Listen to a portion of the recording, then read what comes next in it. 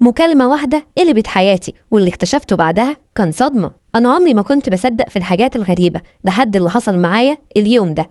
الساعة كانت حوالي 2 بالليل، وكنت صاحي لوحدي في البيت بقلب على الموبايل عادي، وفجأة الموبايل رن، رقم غريب. استغربت جدا، مين ممكن يتصل في الوقت ده؟ رديت الو، مفيش رد، بس كان في صوت نفس، حد بيتنفس. قفلت وانا متضايق وقلت اكيد ده واحد صاحي وعايز يهزر شويه. بعد 10 دقايق الموبايل رن تاني، نفس الرقم، المره دي رديت بعصبيه، مين معايا؟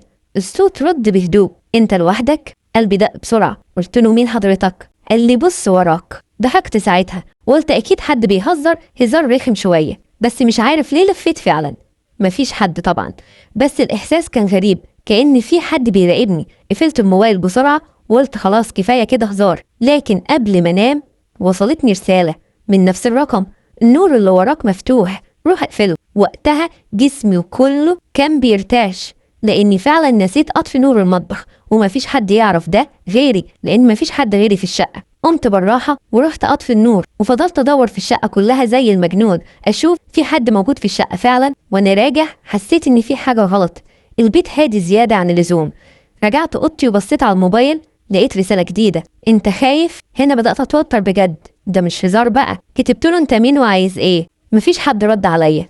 بعد دقيقة الموبايل رن تاني، رديت وانا متوتر جدا. الصوت قال لي انا شايفك. جريت على الباب فتحته بسرعة، مفيش حد.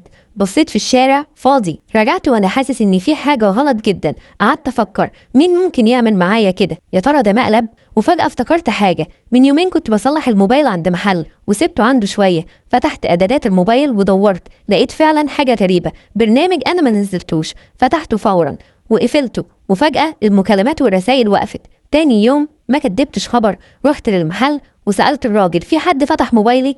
ارتبك وقال لي لا خالص، بس لما ضغطت عليه اعترف، قال ان في واحد طلب منه يثبت برنامج عشان يهزر معايا شويه، وانه صاحبي وعرفني، بس لما شاف خوفي وقف الموضوع. رجعت البيت وانا مش عارف اضحك ولا اتوتر. في حاجه واحده بس فهمتها، مش كل حاجه شكلها هزار تبقى امان. ومن يومها بقيت بحذر من ابسط حاجه، لان ممكن تكون بدايه لحاجه اكبر بكتير. وفعلا اللي توقعته حصل، وما طلعش هزار زي ما كنت اتمنى، وطلع حاجه اكبر منها بكتير. رجعت البيت يومها وحاولت اقنع نفسي ان الموضوع خلص، بس الحقيقه انا ما كنتش مرتاح خالص. عدى يومين عادي، مفيش مكالمات مفيش رسائل. بدات اهدى شويه، لحد ما في ليله كنت قاعد بتفرج على فيديو، وفجاه الموبايل نور لوحده من غير ما يرن. بصيت لقيت اشعار تم تسجيل الدخول من جهاز اخر.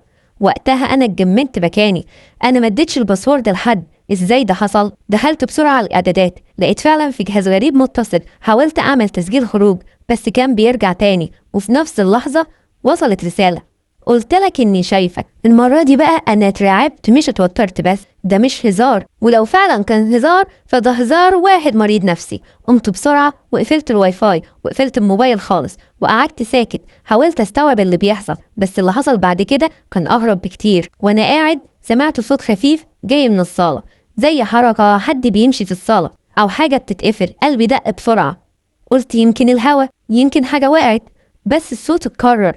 قمت بالراحه، وكل خطوة كنت حاسس ان في حد مستنيني. وصلت للصالة مفيش حد، لفيت في الشقة كلها برضو مفيش حد، بس الحاجة اللي خلتني اتجمد ان الباب كان مفتوح شوية، وانا متأكد 100% اني قافله. قفلت باب الشقة بسرعة وقفلت بالمفتاح كمان، ورجعت اوضتي. فتحت الموبايل تاني، لقيت رسالة جديدة مكتوب فيها انت متأكد ان الباب مقفول كويس؟ وقتها انا حرفيا حسيت ان في حد جوه البيت وخرج. فضلت صاحي لحد الصبح مش قادر انام، مين هيجيله نوم بعد اللي حصل؟ اول ما النهار طلع قررت اروح تاني للمحل.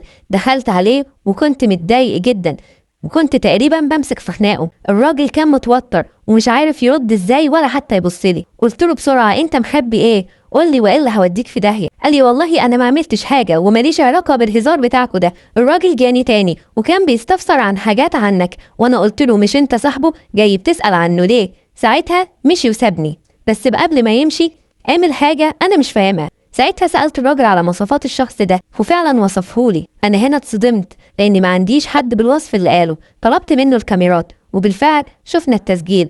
الشخص ده كان واقف بيبص في الكاميرا وبعدين ابتسامة غريبة جدا، وقبل ما يمشي الجملة خلت دمي يبرد. قال للكاميرا أنا لسه ما بدأتش، وكأنه بيوجه لي أنا الرسالة، وكأنه كان عارف إني هرجع وهراجع الكاميرات وهشوف اللي قاله. ومن ساعتها وأنا بحاول أفهم مين ده وليه اختارني أنا.